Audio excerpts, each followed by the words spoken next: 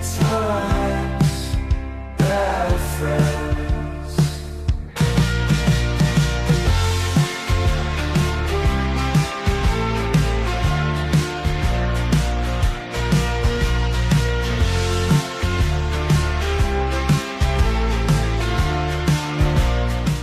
Today on Good Times, Bad Friends, we're sitting down with a guy who's been through the fire, literally. Mason Atkins, or Mace if you know him well, grew up in the small town of Crandall, Texas. These days, he's serving as a driver and engineer for the Rowlett Fire Department, a job he calls the best in the world, and honestly, after hearing how he talked about it, we believe him. Mason is one of those rare people who talks faith, service, and community and takes them seriously, but still has no problem embarrassing himself on a dance floor or quoting Star Wars with full confidence. He's walked along people on the hardest of days of their life, and he's also hit a hole-in-one from 80 yards out in front of his best friends, which I'll definitely have questions about. He might call that the greatest achievement. We'll see if that holds up today. In this conversation, we talk about starting over, mental health in the fire service, and the rare call that changed his life. We also get into golf, fantasy novels, peer support, and why Mason believes showing up, scars and all, is a part of what makes life beautiful. Mason, welcome to the podcast. Thank you. Thank you. I do have to clarify right at the beginning. I did not hit a hole in one. I holed out from 80 yards. Never hit a hole in one. Still waiting for that day. Maybe we can make that happen one day all together, and then we can all Let's share do that. that. Oh my gosh, we can make a YouTube. Yes. We'll make a YouTube video. We'll be there forever. Yes. Salty Aces presents Good Times, Bad Friends. Yeah. 85 hours later, we called it quits because nobody can do it. Nobody's living until we get a hole in one. Yeah. Oh, that would be great. Okay, Mason, let's get into it. So that was sweet. Yeah, I wrote that from the heart in ChatGPT. Well, so let's thanks, rewind a ChatGPT. little bit. Let's talk about your journey from Crandall, Texas to the firehouse. So what pulled you into this line of work? Was there like a moment or a mentor that set that path? How did you get started in that? Yeah. So my dad was a career fireman, 35 and a half years with the city of Dallas. And then his dad was actually a fireman in Michigan, Dearborn Heights, Michigan. And so kind of been around it my whole life. Like any good 17, 18-year-old, I knew better than everybody else. And, you know, I knew way more than my parents. And so I was like, I'm not doing the whole fire service thing. I'm going to go to business school or something, you know? And so, you know, obviously school's really expensive. So started out at junior college, went to Tyler Junior College. And I distinctly remember sitting in our counselor's office, picking classes for the next semester. And she's like, what interests you? And I just start rambling off all of these things.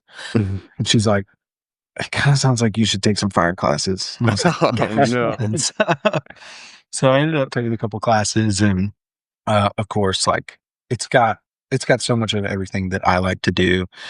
And so that I'd spent 1 year at Tyler Junior College, immediately moved back home and went to DeSoto Fire Academy. And from then on, like, that was one of the best years ever going to fire school. Originally hired by the Forney Fire Department, spent almost 5 years there, but just completely validated, you know, going to fire school when I first walked in there the first few months, just completely validated what I was thinking. And so just being able to have something different every single day, being able to see all kinds of different people from all walks of life. And again, just being able to be in those moments with people it's very rewarding, and yeah, means a lot to me. So awesome. That's kind of my journey to the fire service. That's and good. then, yeah, in paramedic school, I was in paramedic school with some guys from Rowlett, and my original plan was actually to test in Lubbock, because I got family in Lubbock, and I was like, dude, Lubbock's a pretty sweet place. Like, I mean, you either love it or you hate it, honestly. No doubt. And so I was going to test in Lubbock, I was going to test in Plano, and I was going to test in Rowlett because I knew those guys. And most fire tests, when you take them, you're looking at like 5 to 6 months before you get hired. So like, it's a lot of waiting. I took this test in November, and I was hired. I got the job offer in December. And so it was really like a month and a half, 2 months. And so I was like, I guess I'm not doing anything else. Don't downplay that calendar shoot if you're getting hired that quick. If you can make things happen that fast, you can make a calendar. You're really undersold that. Desperate, honestly. No, what's funny is my dad has actually been a firefighter for about 21 years now up in the Salina area. Oh, that's So kind of awesome. that Yeah. Dallas-Fort Worth area in general has changed a Yeah. lot. And it's so funny that you say that. Like anybody from West Texas, like you either love it or somebody like me, if you took me out to West Texas, you might as well do like I'm just gonna take off walking somewhere else. Like, I feel like West Texas people are just a different breed because, like you said, you Oh, kind of yeah. have to be from there to actually want to go there. So you started in 2015, right? Yes, sir. End of So 2015 was, that was like my first kind of part-time gig with the fire service, and then full-time in Forney in 2016, like beginning of 2016-ish. nice. Because what's crazy is like 2015 doesn't seem like a long time ago, and then you start thinking, you're like, wow, that's almost Yeah. 11 years ago. So like, how much? Yeah. What's been the biggest change? Like, you get on part time, stuff, a lot of growth in the city and everything like that. Like, what was the hardest thing to have to adjust to with everything moving so gosh. fast, especially in that area? Yeah. So when I was in Forney, we didn't have an ambulance service, so it was private EMS. So I don't know if you guys have heard of like CareFlight or AMR or something like Yep. that. Like it was private EMS companies that ran our medical calls. And then when I got on Rowlett, we had to run our own emergency medical services. And so I had to get on an ambulance. I started in Rowlett January of 2020. And so 3 months into being like an actual paramedic and working on an ambulance, we just got slammed with COVID. And it was, I'm telling you, like, just for like the pedestrian side of it, COVID was insane. But being on the first responder side, it was absolutely nuts. I And can't imagine. yeah, that was like one of the biggest, craziest times of my life, driving to work and there's nobody on the roads. Nobody on the road. It was like a ghost town everywhere you went. It was a ghost town. Yes. And so going there and then, just seeing like you would either not do anything because people were so scared to call 911 because they didn't want to get COVID. Like they didn't want to go to the hospital, or you're just running. Phones, of course. Yeah. Yeah. There were so many irrational fears. That. Man, it was Oh, wild. yes. It was crazy, but just nobody knew like anything about it. And so like each shift we're getting different rules thrown at us and just different things of like, well, you got to do it this way. You got to do it this way. And so that was a huge just like culture and life shock to be just thrown into, like I've never ridden an ambulance at that point. And I've been in the fire service for almost 5 years. And so I'm kind of starting over in that aspect, but then they're like, bam, here's a pandemic. Have fun. Oh yeah. Good luck. So yeah, that was crazy. Yeah. So what's the weirdest thing you had? Because I feel like being, like you said, being in that profession during COVID, when everybody thought they were going to die just from breathing the air in, like I couldn't imagine the psychopaths you had to deal with during that. What's like the like the craziest story that kind of happened to you? Where you're like, what is happening? Like, am I living in the real world? Man, so have you guys ever seen Dexter? Like the TV show Dexter? So good. Okay, so this is going to be so dark. Like, their kill room or his kill rooms he would make? We had an ambulance that was covered in plastic tar. Yeah, like couldn't turn the AC on because COVID would travel to the air vents. Oh my god! There's no AC like the Wuhan in the back lab of this on ambulance. Yes. And just plastic tar covering everything, dude. Everything. And that we did that because it was just easier to clean up, if you take a COVID patient. And they were telling us at the time, like, hey, this stuff's living on surfaces for 4 days. And so they're giving us all these disinfectants and all these things to clean it with. So we literally, and I mean, like we put it on social media, like, hey, this is our COVID box. Like, this is what we do. And it was literally just plastic tarp in the back of the ambulance covering everything. It was insane. And it's the middle of the summer too. Yeah, middle of the like summer, wearing these full gowns. Yeah, full gowns, face suit, everything. In there, you're like, okay, we're gonna die of something in this ambulance. I'd rather catch COVID. Am I right? It's gonna kill us. Like I didn't get COVID, but I passed out because I'm so dehydrated. You got a freaking heat stroke. So like, things changed drastically, obviously during that time. Yes. What's like from when you started to now, anything like that? Like, what's a typical day in the life, and then what's like the craziest day you've had, like the longest type day? Like, kind of take us through. Okay.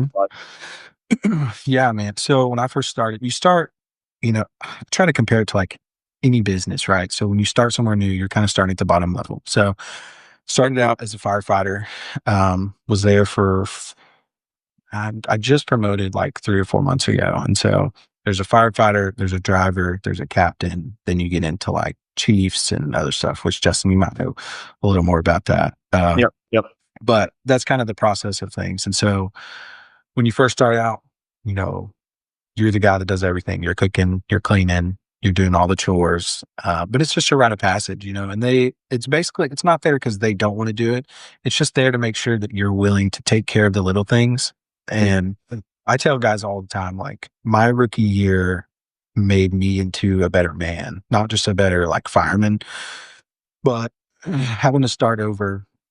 And, you know, those guys like putting expectations on me, it just made me take kind of that same mindset into my personal life as well, of like, hey, I need to do the little things right if I want to be good at the big things. And so just, you know, willing to A, put myself out there, but B, be willing to do things right and kind of, you know, that aspect of it. And so having those expectations it worked really well for me. And then, you know, I worked my tail off for an entire year through COVID, through the summer, like just worked my tail off for a year, you know, thought I did pretty good.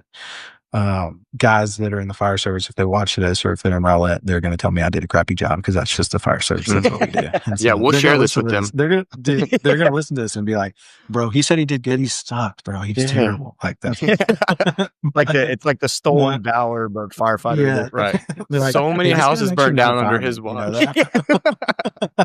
that? I just hated him. So they used to make fun of me in my first year because so we had a telemedic position, which basically you answered the phone if they were COVID calls and you would talk to them and see if like just get their vitals and kind of get a gauge on how sick they were.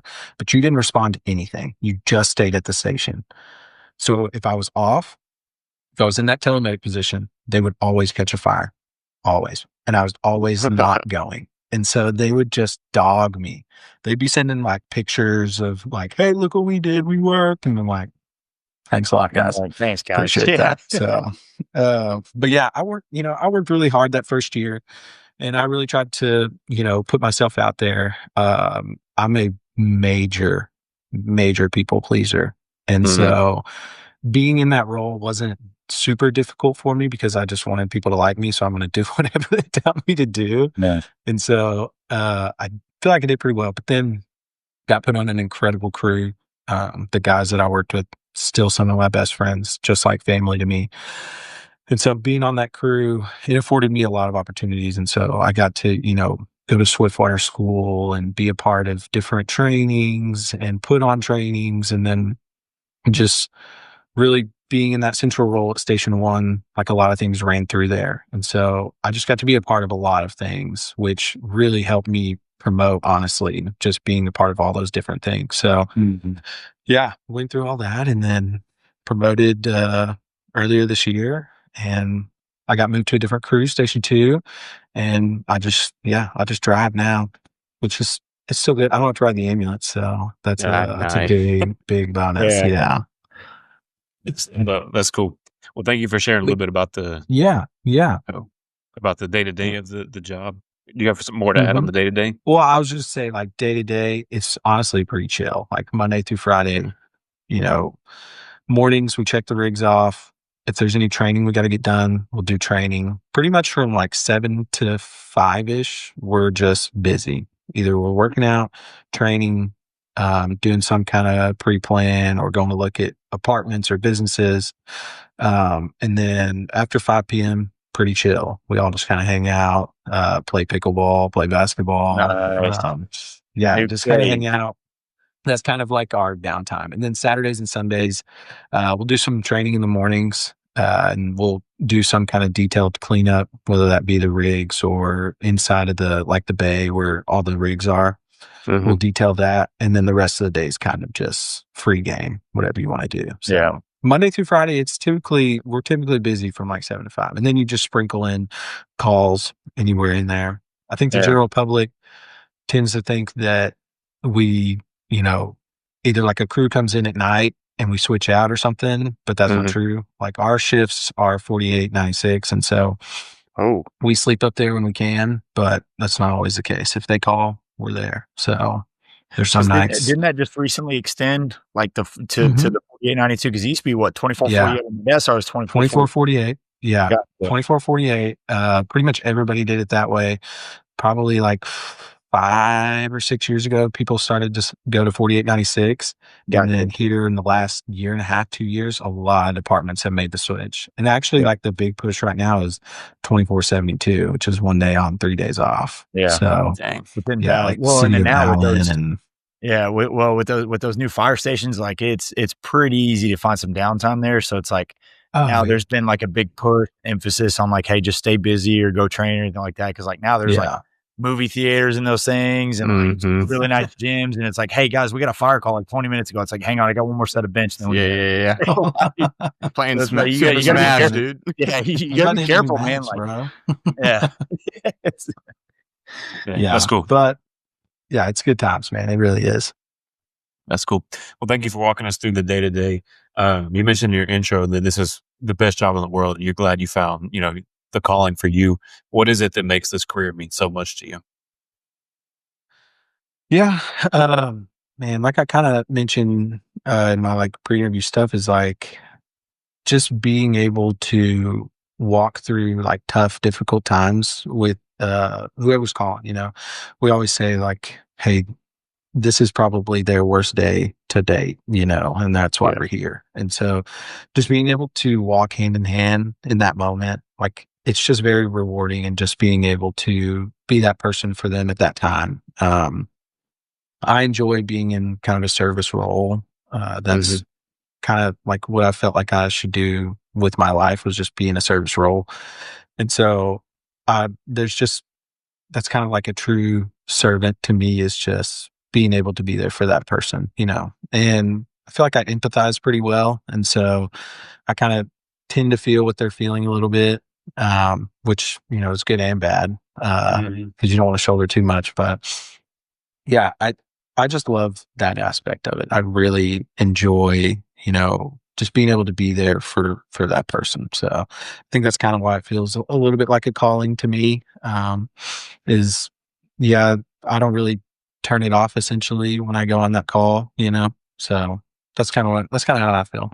Well, let's stay here. Like, cause just, we like to think of the fireman. Okay. This is going to come out weird. People like to think of the firemen as like the guys in the calendars, like the Yeah. Don't look at the back wall. Kind of firefighters, you know what I'm saying? But let's keep you being like a real person in mind. Like, it's not just adrenaline and fire trucks or like rigs, is what you call them. So now I'm going to use that term. There's like a deeper side to like the fire life. So you've been pretty open up to like the mental toll that line of work can take from your experiences and through COVID, and like that being the hardest day that they face, especially for those first responders. So you talked about in your pre-interview like a tough call a few years ago. What was that moment like, and how did it affect you since then? Oh yeah, man. So, I've run calls like this before, but I think it just hit a little different when you're actually like on the ambulance and you're in charge of what's going on. And so the call just started out a little whack to begin with. It was a call not in our district. And so we're going out of district for this call. So we're not really familiar. So when I say districts, we have 4 stations. And so there's like a district for station 1 and a district for station 2, and so on and so forth. And so, you typically stay in your own district for calls. And so their medic was not there. They were on another call. So we get called to a district that we don't know a whole lot about. And so we get there, and I kind of hit on it. I do like a mental health Monday with the Salty Aces page, and I kind of just hit on it this past week. Is any like tough call in the fire service that kind of sticks with people tends to be about kids. Like that's just how it is. Like those are the ones that hit a little bit harder. And so this one parent comes running out with their child who's, not breathing and what have you.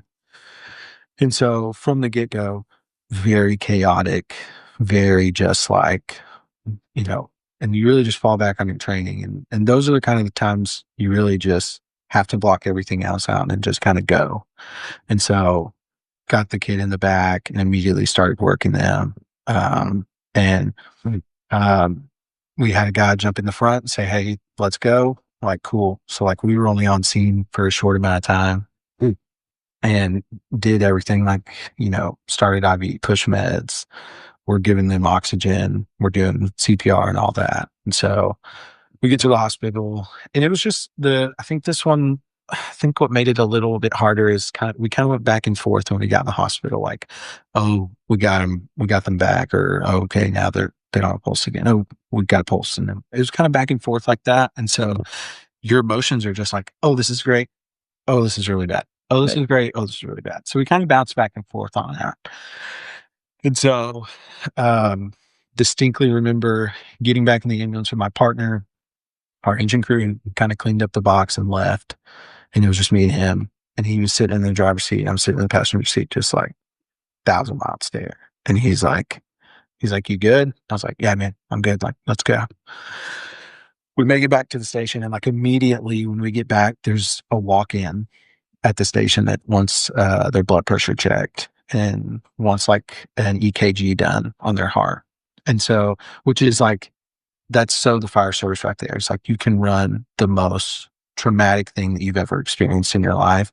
And then 30 minutes later, you can run on someone that's like, "Hey, my stomach hurts."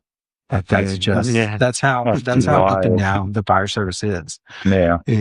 And that's what makes the emotional toll of it kind of tough, is like, I just ran something that's going to scar me forever. And now I'm running on someone that their foot has been hurting for 3 days, And so that's kind of the range of it. But we get back, immediately they're there. And so we start assessing that person, and she was fine. And like, I can still remember her face. Like, that's how detailed this was or whatever. And so she's fine. I go and I put the monitor back in the ambulance, and I hear the ambulance door shut, and I turn around and it's one of the guys I work with. And he's like, "You're not okay." I was like, "No, man, I'm good." And he like looks me dead in my eyes. And he's like, "You're not okay." And I sat down and I just bawl right there in the back of the ambulance, just cried. And I was like, "Oh gosh," like I'm crying. And this guy that was talking to me is like one of the most macho, like bravado, like bad. Like when you think of like a bad environment, it's this guy. And I'm crying in front of him. Yeah. Yeah. I'm in my head. I'm like, what? God, I'm so stupid. And and so that one, it was honestly good to do that. Honestly, I felt better. And we talked about it over dinner. It hit all of us. Like each and every one of us was like, "Man, that was messed up." And so a few weeks go by, and I remember I'm sitting in church and they're going through like worship. It was Easter weekend, and they're like going through worship or whatever. And I'm just sitting there and I've got a flipping knot like in my chest of like, holy crap, what is wrong? Like feeling like anxiety, and I've never really had anxiety. So this feeling that there, like, oh God. And then, we go and we hang out with my family, and I'm like, my sister's letting her kids play in the front yard. And I'm like, why is she doing that? Like I'm freaking out, and I can't even focus on what's going on because her kids are running around. I'm like, why is she not watching? I'm like, what are we doing? I need to go out there, just like, and like, I'm like freaking out. And so I make it back to work. I pull my captain aside. I'm like, "Hey, I don't think I'm okay. Like I'm having this anxiety, and like, I can't focus when there's kids around. Like I've got to be hyper focused on them and what they're doing, because what if something bad happens to them, And so that's where like it really stuck with me. And my captain, he was big in peer support. And so it was like such a seamless process. He was like, "I'll make a couple phone calls." He sent me a number. I called, it's called 3 for the Love, which, I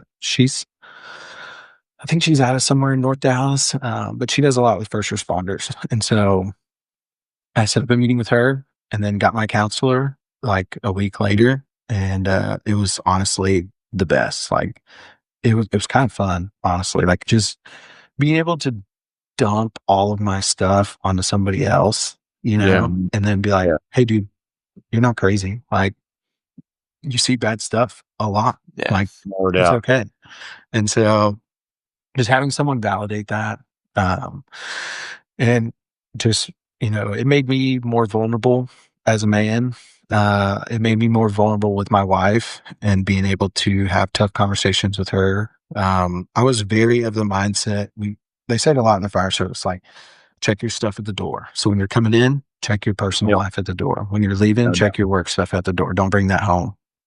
And I distinctly remember my counselor being like, "You got married, right?" Like, "Yeah, we're married." She's like, "She signed on for better or for worse. Like, you don't have to give her the nitty-gritty details of everything, but she needs to share if you're hurting. Like, she needs to share in that pain, like, because she just needs to feel what you feel." And so I was like, "Oh, crap."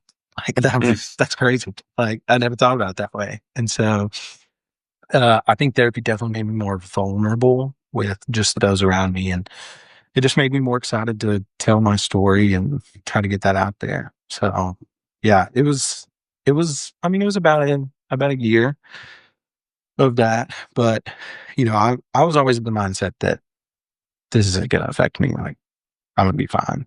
And then next thing I know, I'm sitting in church and I don't even know what's going on around me because I've got such a big knot in my chest, I was like, "Holy crap, what are we doing?" So, Yeah. Yeah. yeah, that's kinda my journey. Yeah. No, thank you for opening up and sharing that. And also props to you for being able to recognize like once you had that problem and then going and seeking the support. I think that's a hard part. And why do you Oh, think yeah. that it is so hard, like within the fire service and maybe even within men in particular, to maybe Yeah. either identify or talk about those issues? Yeah. In the fire service for a long time, it's really not that way anymore. But for a long time in the fire service, you were basically like, if this is affecting you, you're weak and you probably shouldn't be in the fire service. That was kind of the mindset for a very, very long time. Um, Probably up until, gosh, 7 to 10 years ago, maybe even sooner than that, honestly. And it's kind of turned into like, hey man, like you should seek help. Like that's something for you. Yeah. It's never internal of like, like, oh, maybe I should, and that's where I was at is like, I'm like, yeah, therapy, y'all should do it. You guys should definitely do it, but it's not for me, Right. And so until it happens and then you're like, okay, maybe it is for me. But yeah, in the fire service, that was kind of the stigma, was just that if you ask for help or if you let people know that this affected you, that you're weak and you don't belong in the fire service. And it's not a great mindset. And, you got guys in leadership roles that have been in the fire service for 20 plus years that's kind of what their mindset was for a long time. And you can't just take that away from someone. Like you can't Yeah, just for sure. say, yeah, you can just say, hey, stop thinking that way, And so it's definitely a process. I truthfully, like, the past 5 or so years, it has gotten so much better, but there's that stigma now that, they know that it's okay to reach out and they know it's okay to do, but now they kind of a lot of guys feel like, you know, internally they feel like they're weak, but nobody's gonna, in the past they would shun you for that, but now Yeah. it's more, I think it's a lot more internal now of like, I'm weak if I seek help. And so as for men, like, I think we're just prideful, man. Like we want to For be able to sure. solve our own problems. We want to solve the problems around for the people around us, And so Yeah. to be like, oh, I've got an issue. Well, I'll just fix it. I'll just fix it myself. And so I think that has a lot to do with it. And I mean, I don't know about y'all, but I hate being vulnerable, but I do feel so much better after. But I assume that a lot of guys aren't just out here being like, dude, I love being vulnerable. Like, Yeah. let me just Yeah. open myself to Yeah. you. That's not the easiest thing to like starting that process of admitting that like, Yeah. not only do I need help, but I need support. Like I'm not a robot. I'm a human being. I know I'm a man, but there's certain stereotypes that have just been blown out of proportion. Like, okay, I'm doing this, but I still have emotions like any other human being. When something traumatic happens to me, like it's okay to talk to another person about that. And I think Yeah. like that's so scary to people that they're just willing to bury that for so long. And then it comes out in other ways, like you said, like in the situation where like you're in a completely different environment and you're still letting that one thing trickle over into something else. So it's like, to be able to have that connection, like, I mean, not to dwell on too many things, but like for you in that situation as like a first time guy, like, what's the first move? Like, who do you talk to first? Like what's the first step in saying, let me get this off my chest? Like, how do you get that off your chest for the first time to be able to ask for help or kind of reach out to a friend? Cool. Yeah. I think, the first step, we always talk about the first step is admitting, but, I think the first step is like being honest with yourself of like, truthfully, like, what am I feeling right now? And like, okay, this is messing with me. And I always tell the people, in peer support, when they come and talk to me, I always tell them, when you just told me about this, you just took ownership over whatever you were dealing with. Like you just, I really feel like speaking it out and actually owning it, I feel like that gives you such power over whatever you're feeling. And so I always try to remind them of that. It's like, if you're willing to just speak this out to me, you've already started the process of taking ownership of that. But I think it starts with being honest with yourself, which is a very hard thing to do. Like it's so difficult. But yeah, you've just got to, in the fire service, we see it a lot. Like you notice it in your brother or your sister, whoever you're at the table with, you can tell like something's bothering them. And so sometimes it'll take a friend or a family member that's close to you to be like, hey, like, are you good? And just being willing to listen, And so I think with me, just being honest with myself, and I just knew that I didn't want whatever that feeling was, and being around children. Like I didn't want that feeling when I was going to have kids. I didn't want every second of my day to just be like, they can't go outside. Like there's too much bad stuff out there. Like they've got to be in here the whole time. I didn't want that. I didn't want to be anxious all the time. And so that was kind of like, that was a big proponent for me, is like a lot of, if you just bury stuff over and over again, inevitably it's all going to come out, and it's either your wife or your children are going to be the brunt of that. And so I just didn't want that for my family. So no, for sure. And it usually comes out in a very negative way on the people that you don't want it to, but man, heavy stuff. Okay. So, with you having the hat on, we're talking about some of the stuff that we talked about before we started, and obviously but I mean, it's awesome that you're able to tell your story and have those experiences. So it kind of makes a little bit more sense what you like to do when you're kind of more off the clock. So, explain everything with the salty aces on the hat, explain kind of the journey of golf. We'll get you into it. Colin's got the bug a little bit right now, and I've been kind of working with him to get it. It's back, Colin. It's 5 years. Oh, it's back, and I think it's gonna stick. So I need a good selling right here from you. Yeah. So my first meeting with the lady that set me up for a counselor, she was like, "What do you have that you like, just yours, like that you like to do?" I'm like, "Oh, I don't know. Like, I don't really play video games. I mean, I'm not out here playing like." I'm not going to sports all the time. I was like, and I play golf. Like I enjoy going out there. Like I suck, but I like going out there. And she was like, "Can you do that by yourself?" And I was like, "Yeah." She's like, "Do you feel like it clears your head a little bit?" I'm like, "Yeah." And she's like, "You need to start playing golf more." I was like, what a good counselor. Come on. That's the best advice I've ever gotten. Golf. Yes. I'm She's like, a professional. "Get me a country club membership right now." Yeah. Augusta. Yeah. She was just like, "What, like do something that's just yours." And so that's what like really kind of started pushing. And this was in 21. This is 4 years ago. And so that's when it kind of started to get the ball rolling. And literally like 3 or 4 years ago, I was like, "Man, this would be cool to like document or do something." She was like, "Yeah." And then I just never did it. And so, in March, I would say, of this year is when I finally like worked up the courage to just be like, send it, like full send. Yeah. I remember we were literally in Rockwall at like, I don't even know. We were at some store, and I had recorded a video about Salty Aces and what it was about, and like an intro.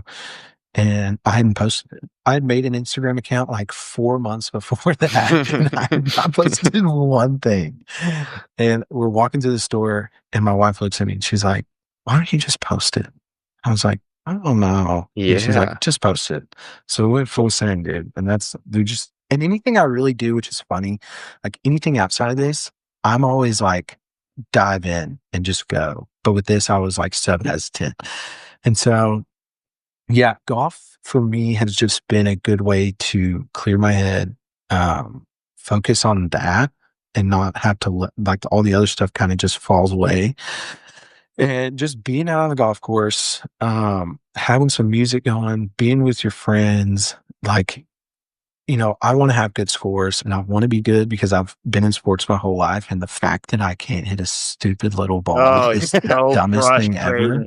It's so stupid. Like, it's just a little ball. Why can't I hit it? Right. And so I want to be so good, so bad.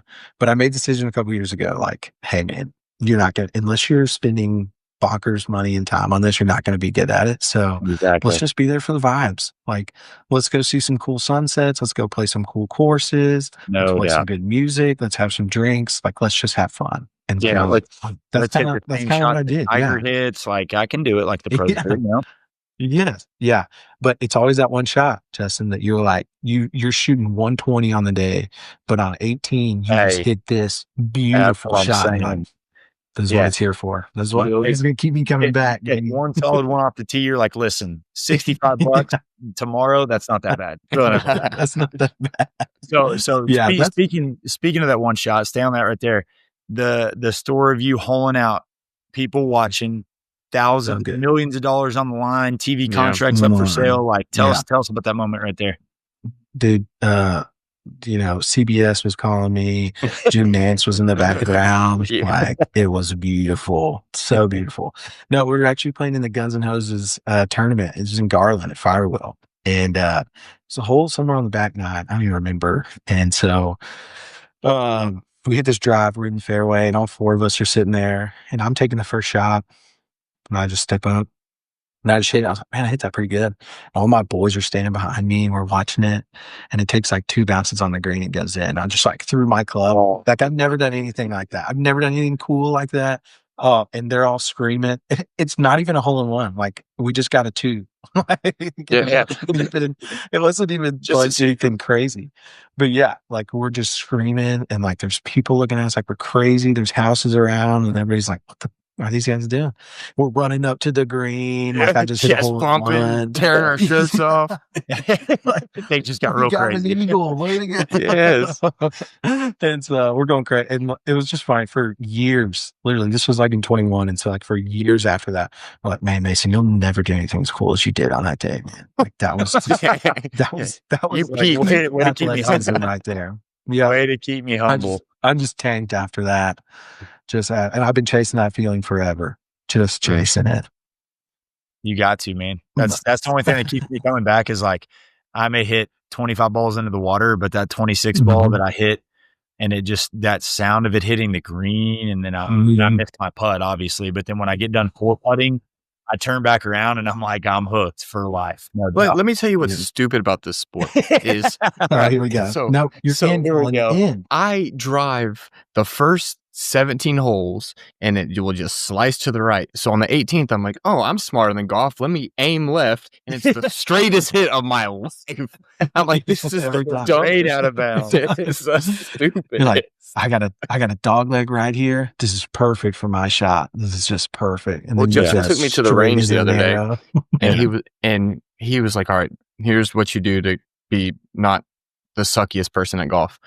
And I said something about like, like a natural draw or fade. And he was like, no, you're not a pro. You're going to hit it where it's supposed to go, and it'll accidentally do something. There are people that I play with that shoot on a good day without a foot wedge or what they call cheating, like a 130, and they're like, all right, let me try to fade it around this tree. All right, let me take like a little baby hook. And I'm like, listen, you just need to try to swing the same every single time. Stop trying to manipulate your shot. Like, you're in the triple digits.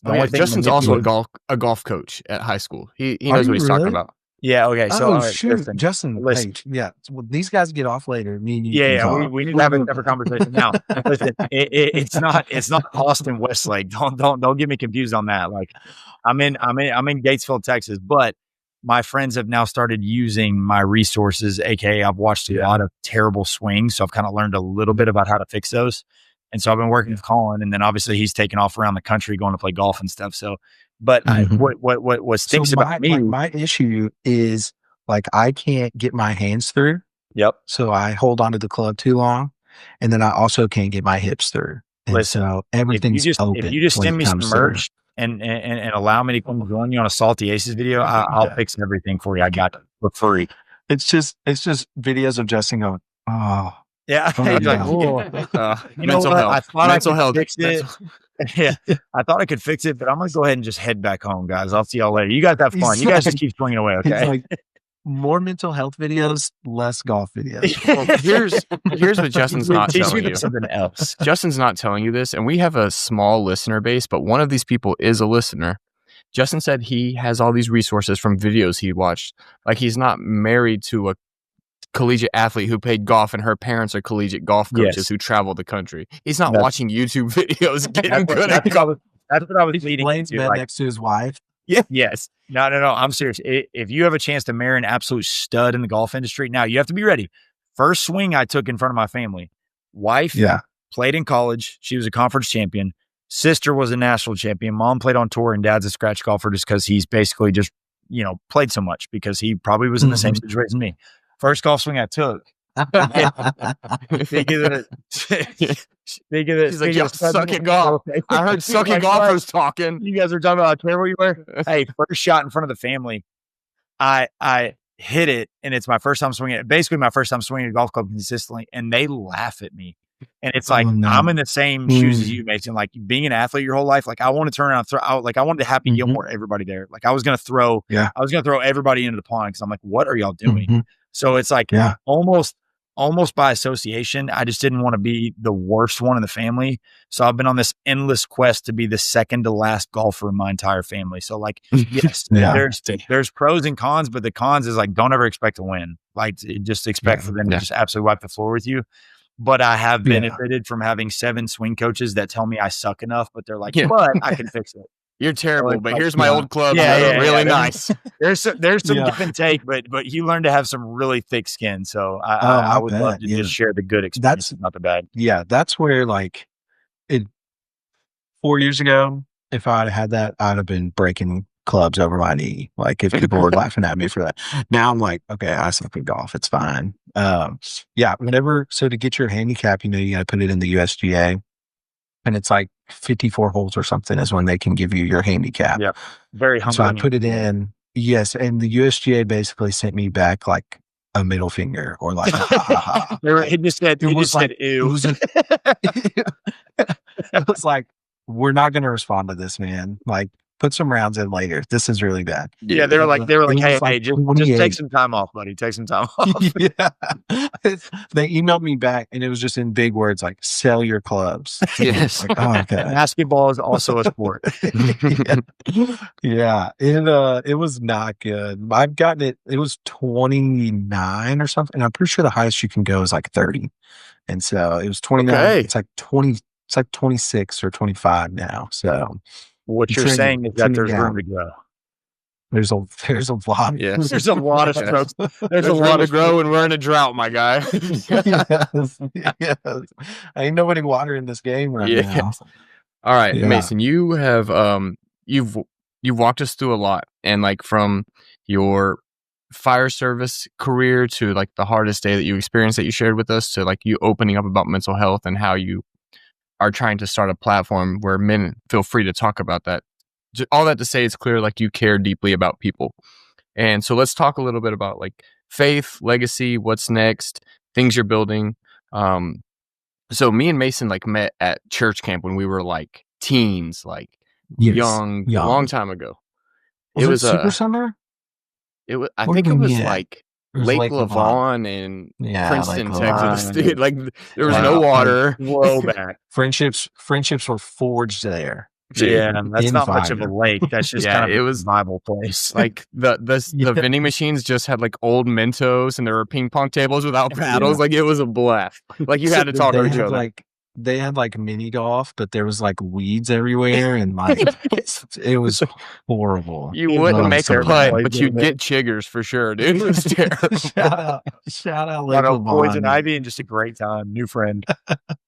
But that's where I met Mason, and like being like Facebook friend, like it's cool to see like people you used to know in the journey of like how they grow. And us being from like small towns, like we're from Salina, like Mason's from Crandall, Alex is from Houston, so butt out. Like being from like a small town and being like, oh, sports is everything. You have to be manly or tough, and then like leaving that town and being able to grow as a person, it's like sometimes hard to talk about people who didn't leave that kind of life, you know, like being like, oh yeah, I struggle with these things and I'm very open about it because that's where the health comes from. Like, I don't know where I'm going with this. I'm just talking. We were watching. It sounds really good. It sounded good. Oh, then I'm gonna keep rolling. Me and my wife were watching Ted Lasso, and there was like this part about him talking to like the superstar on the team who's just like only cared about himself, and like this other guy wronged him, and he was talking to the coach, and he was like, I'm not gonna forgive him. And he was like, you don't have to forgive him for him. He was like, no other man wants that. He's like, but if you forgive him for you, like that's when you start unlocking like a whole lot of openness in your life. So all that to say, like, it's crazy how you have grown not only from like a small town, Crandall, Texas, to like you're in the fire service and you're willing to have these open conversations with men. From all the things that you've talked about in your career, what are you most proud of so far? Oh man, that's a long way to get there. I apologize. That was a long way to get to that question. Yeah. No, that was good. Yeah. I revised what I said earlier about two sweet teas. Like that. Gosh, dang it. I wrote the questions. I knew what I was going to say and I couldn't say it. Yeah. My question is 5 words on this paper, so we're good. Yeah. In parentheses before it says, get there and a long path. There. Don't rant. Take forever to explain it. No, oh man, gosh. I don't like, there's so many, and I always tell people like, there's a lot of bad days in this job, but the good definitely outweighs the bad. And so there really is a lot of good and a lot I'm proud of. Probably like within the fire service, a really, really, really cool thing that we had happen. My captain has at that time had been a captain for almost 30 years, about 30 years. And you know, you see on like Chicago Fire or 911 or any of those shows out there, like they're pulling people out of burning buildings every day. And maybe Chicago is like, they're busy. Like those guys do a lot. Shout out Chicago Fire Department. They do a ton of stuff. You're no Rowlett, but yeah, Rowlett Fire is not pulling people out of burning buildings every single day of the year. All right. And we actually, when I first started in 2020, one of our crews had pulled someone out of a fire, and it was a great outcome. Like, nice. The house was legitimately on fire. They pulled her out, saved her life. And it was amazing. Never had one after that until January of this year. My captain's 30 years in the service. Like, him and the firefighter pulled this lady out of a fire. Her apartment was on fire. Pulled her out, gave her to us, the ambulance crew. We loaded her up, man. We did all these things for her. Flew like just so much stuff, all while we're going down the road to the hospital. And those of you that have driven George Bush know it can get a little hilly, a little bumpy. And we're going, you know, we're gassing it down the highway. We're doing all this stuff for this lady. And, you know, it was just like so many things had to have happened for that to work out. And she ended up, you know, not making it, but that was like probably a month later is when she passed. And so she was still in the hospital. But just like being a part of that doesn't happen all the time in our small town, like department. And so just being able to be a part of that it was pretty cool. It was very, you know, very rewarding. But something I'm really most proud of right now in this time probably was going to be being a part of our peer support program. The head of our peer support team retired, and gosh, this is going to sound like I'm tooting my own horn.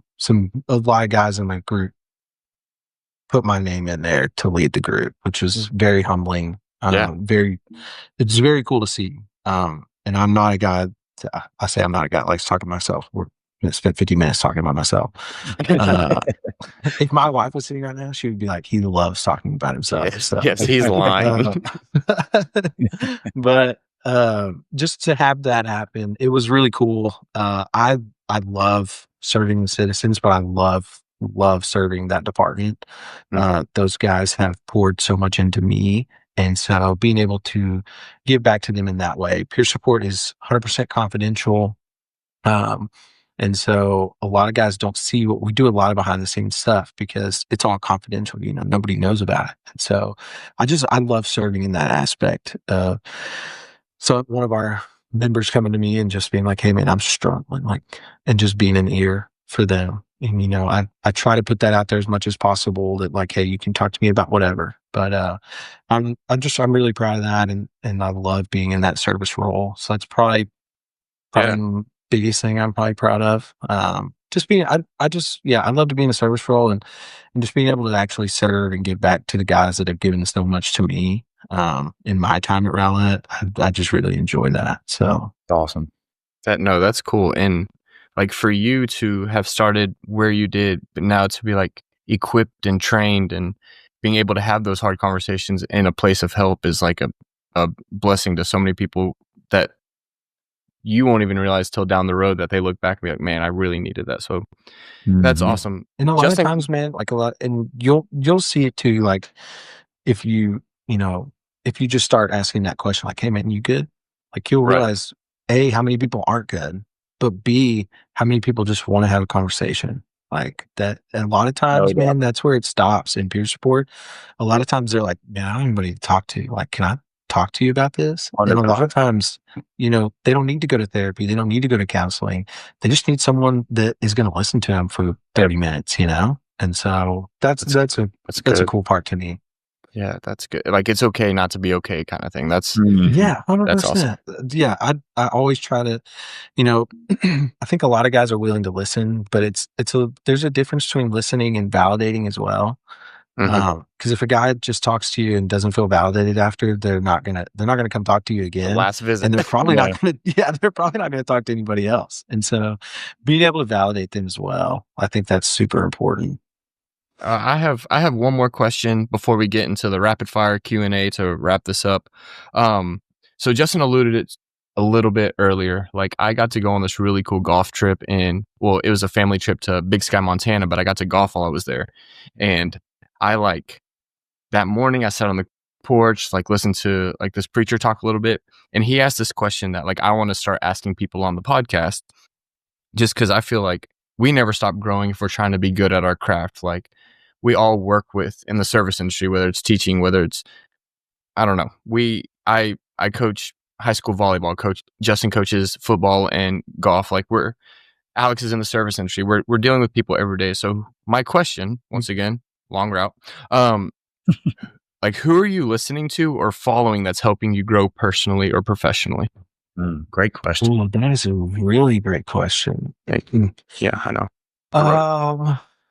Gosh, personally, man, it's really just it's probably really just family and close friends and just kind of relying on them.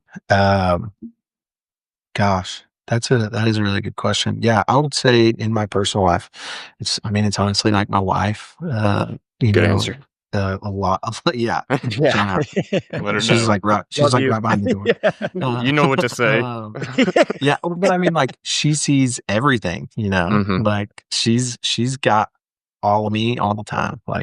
That's unfortunate for her, but, that's what she's got. And so just a lot of my feedback comes from her. And she's the most intentional, kind person I know. And so being able to feed off of that is super huge. Professionally, man, I have been surrounded by some of the greatest dudes I've ever met in the fire service. I don't even know, can I name drop on here? Is that cool? Yeah, absolutely. My captain, Randall Lipsey, Clinton Bird, Morgan Conley, Tanner Fowler. I'm going to leave some people out. They're going to be so mad. But just that was kind of my core group. Shane LaCroix is the guy I cried in front of. So shout out Shane. I'm really sorry that I cried in front of you. And he's talking about it in front of everybody. He did a great job. He did a really good job.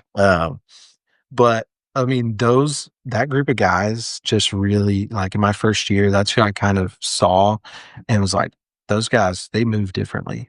Like they are hungry. They know what they want. They work their tails off day in and day out, and they just they want to be great at their job. They just want to be great, you know? And they were just people that were worth looking up to and worth following. And so that's kind of who I just like hitched my wagon to, I would say. Yeah.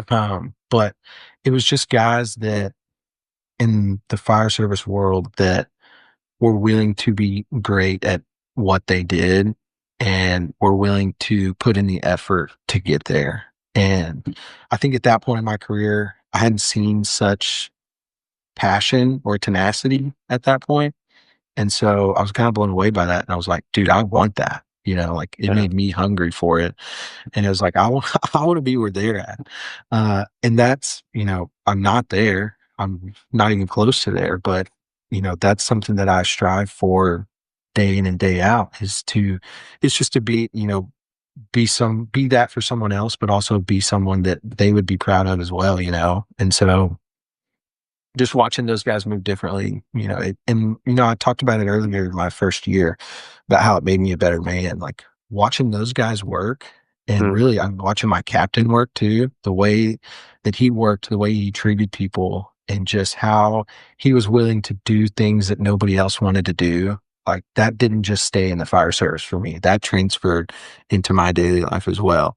It's just like, you know, man, I really don't want to do that right now, but if I do it, I'm gonna feel better for it. Or, you know, just, you know, taking that same mindset that he had.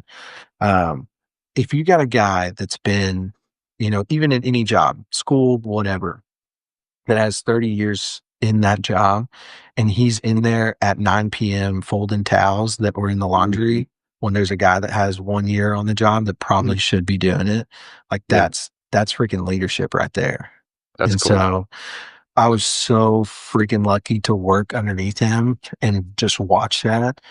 And each one of those guys I mentioned, they all want to be just like him as well. So, I mean, if we're going to point to one person, it's probably Randall Lipsy, my captain, honestly. Like that's what those guys are striving for. Those, yeah. And so that's probably, that's a really good question. And that honestly, that's probably going to make me look at my personal life and be like, who am I learning from right now? I really like that. That's good. Way to finish it off, Colin. Way to go, Great Colin. question, Yeah, Colin. you're back at the bottom, Alex. Well, we'll see if I can climb the ranks with this last section that Colin alluded to, which is a Good Times Bad Friends tradition called Rapid Fire. Okay. And so we're going to go through a series of 5 questions, and myself, Colin, and Justin will just kind of rotate through some questions. It's just a fast way to learn about you in a variety of different areas. Ready for your first question? Let's do it. All right. Star Wars or Marvel? Oh, Star Wars. Okay. I'm sorry. 0 for 1. All right. I'm sorry. All right, you got 5. You can't say Marvel because they haven't held up. Well, no, okay. they've kind of been I would falling off a say little bit. Star Wars is held up. Yeah, I will say Marvel But up to prequels? Endgame, and then after that, I feel like it's just been a downhill Yeah. spiral. Just Been a woke I crash. don't think. Yeah. Okay. I'll preface this. Star Wars, I kind of grew up on, and it was very, very important. I don't think the feelings I had those last few movies of Avenger or Marvel, I don't think I'll ever feel that way about like a genre of movies ever again. So I'll give you that. Thanks for answering both answers. Okay. Yeah. Go on. Thanks for playing both sides. That's true fire service answer. Like, what's your weakness? I'm like, dude, I work hard. I work way too hard. Yeah. You know, I guess my weaknesses are my strengths. My strengths are my weaknesses. I think I love too much. Yeah. And I'm too good of a person. Like humility is my best thing. It's just so tough being this great all the time. Yeah. All right, Colin. Okay. Well, actually, it's going to me, and Justin. I'm punting mine because now that we kind of open you up to one of those questions right there, are you taking the 100 men, or are you taking the one silverback gorilla? Oh God, I'm staying on this. Like this is a gorilla all day. Correct. No, Yeah, There's yeah, no thank you. chance. Yeah. Thank you. Correct. Thank you for being Yeah. the only logical person on this entire earth that thinks It's that, gorilla all that day. just tiny human Correct. men can take on a Alex. silverback gorilla. Alex is like, Mason, No. psychology means. Yeah, psychology doesn't deadlift 1,200 pounds out. Yeah. But Yeah. silverback gorilla does. That gorilla is gonna have a dude in each hand. Yeah. He's just Yes. all Just he's doing is pinball. spinning. yeah, but there's Yeah. 98 other guys that are on his arms, Okay, and his but legs, they and his 98 neck. people can't get that close to a gorilla. There's only so much. They're not. It's not a chicken fight. They're not going to get on John Jones's shoulders and be like, "Follow me to the Just, gorilla." snapping limbs as he goes. Oh, dude, he's just with his one fingers. hand. He's like, I'm not done. Yeah.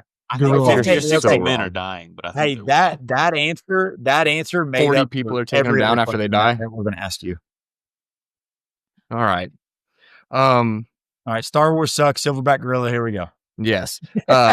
Best firehouse prank you've witnessed or pulled. Oh, Oh, that's a good one.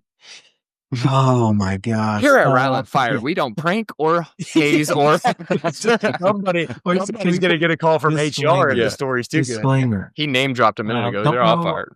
Yeah, I did. Don't know what station this was at, or where it was. I was not a part of this one, but I was a witness to it because I was at this specific station. And they're sending me picture updates, which is just even better because they're like, "Look what we did! We did it." It started small and it really worked its way up. They took all this guy. They took all this guy's bedding frame, mattress, little side table, everything, moved it into the attic and reset it just how he had it, and put a sign on the attic access that had his name and room. Like Incredible. Incredible. The amount of effort and detail that went into it was just pure gold. So good. As far as pranks that like I've pulled, gosh, I haven't really pulled any pranks. Good answer. Don't A make lot of them yourself get pulled too on boring. me. You got to make Yeah. something up if you need to. No, I mean like, well, it's I just set like the stupid firehouse stuff. on fire. Like it's you're washing the rig, and then next thing you know, some guy dumps a bucket of soapy water on you, and it was like, why did we just do that? What was the point of that? And then they're all just like laughing at you. You're like covered in soapy water. Like what the heck? I'd be pissed. I've been hit. Yeah. I've been hit with a dirty mop, which is just gross. And then I just smashed an egg on that guy. So I think I got it back. I've seen a whole cookie cake thrown at somebody. Like it's just dumb stuff. Like they're sometimes I'm telling you on calls, these are the most serious, like best at their job guys. And then you get in the firehouse when there's nobody around and they're throwing cookie cakes at people. It's just No, bored, You're man. like, Well, you spend, I was gonna say, you spend so much time together that you put a bunch of bored dudes in the same Yes. room. They're gonna. yes, It's not if, it's when you do something stupid. And how Yes. stupid are you gonna do something? 100%. But the Right. moving of an entire like bedroom into No. the attic is Yeah. just That's a pure lot of gold. downtime. Like it's so yes, it's just so detailed and it's that guy just, says it, he's it's just like, perfect. Because there's so much work that has to fix it. Yeah, it's like so much that he has to do by himself. It's like, no. It took a lot of us to get it out there. Like it's all you now. You guys. The best Nice. one I've ever heard of is people that used to run like IV tubing through the ceiling. Like they used to have those ceiling tiles, Mm-hmm. and they would run it through the ceiling tiles over a guy's bed, and they would put it when they put the other end on their side, and when he got in bed, they would just like barely open it, and it would just drip, drip. Yeah. just like drop right, and they couldn't tell where it was coming That's from. brutal, man. It's Like, like, that's where is good. this That's leak good. that's just in my Yes. bed? Yes. Nice. All right. Well, next one. What's a weird talent people don't know that you have? Oh man, I don't have any talents. I suck at everything. Have the coolest job in the world, but have no talent at all. You sound very humble. Yeah. You sound very humble. I'm a weird talent. I'm really good at like quoting obscure movie quotes or Welcome to the I club. don't know. Like, yeah, I don't have any like funny good, like I can't juggle. I can play 2 chords on a guitar. Like I'm pretty, outside of the chords better fire than me. service, I'm like super boring. Like I kind of suck at life. So I play a lot of golf, get super frustrated, and then I go to work, and I just live life, baby. Yeah. Just like, yeah, I wish I had some cool I play towns. Fire can't- I Simulator mean, on my really, PlayStation when I get home. Can't just, escape it. just sitting in front of the TV, like, get that fire, get that fire, let's go. Oh, And our final rapid fire question: what is one book or movie that everyone should check out? Oh man. Oh, movie wise, I made my wife watch this a few months ago. Cause I watched it when I was on a plane one day and people were like, why is this guy crying on a plane? Um, it's called Gifted oh, with so Chris good. Evans. Yes. Oh my gosh. I've heard My it's wife had never really seen good. it. Watch that movie. I don't even know when it came out, but holy I'm looking crap. it up right now. Watch So it. And that good. was the first one that popped in my head when you said movie. And so I just rolled with it. That kid is so love- smart. It's incredible. So smart. Like it's insane. It's so much fun. But it'll make you cry. Yes, you'll. Book. Let's go. Not David Goggins. That gets weird. Have you guys read David Goggins? I read it and I was like, yeah, I'm a real terrible person. Man. Burn the boats. Yeah, burn the boats. Shoot. I got nothing for you in the book. I'm gonna be honest. I It can be don't have Goggins. any like dude. No, inspirational. we're not judgmental here. It can be I'm Goggins. not doing Goggins. I would say start reading some Brandon Sanderson novels. He's got some good stuff, but that's all like I'm gonna get killed for that because that's pretty nerdy. It's okay. It's No, all all good. good. We like nerdy here. If you do need books, we've had 2 authors on the podcast that we can recommend for you. Yeah, Yes, yes. Shout out. okay. In all actuality, we try to keep this about an hour. We're a little bit over, but basically, this was super fun. We want to Yeah, thank you for this was a lot of you fun. coming, you showing up, and being open with us today.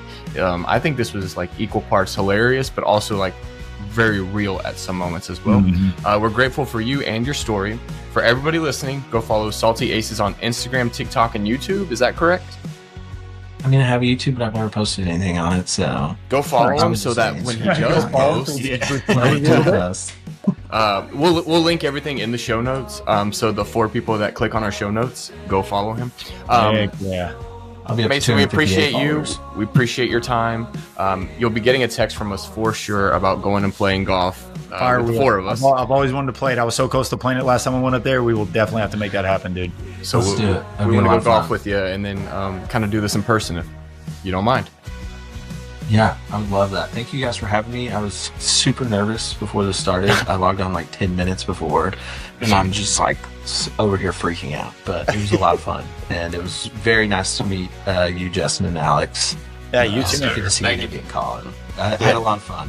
Yeah. We're glad you're here. We're glad you were 10 minutes early, and Alex was 3 minutes late, so it came together. So Next time. You hear a lot about this podcast. Awesome. Thank you guys so much. Yeah, appreciate you, man. Y'all have a Thank good you, night. Nice to meet you. See you, dude.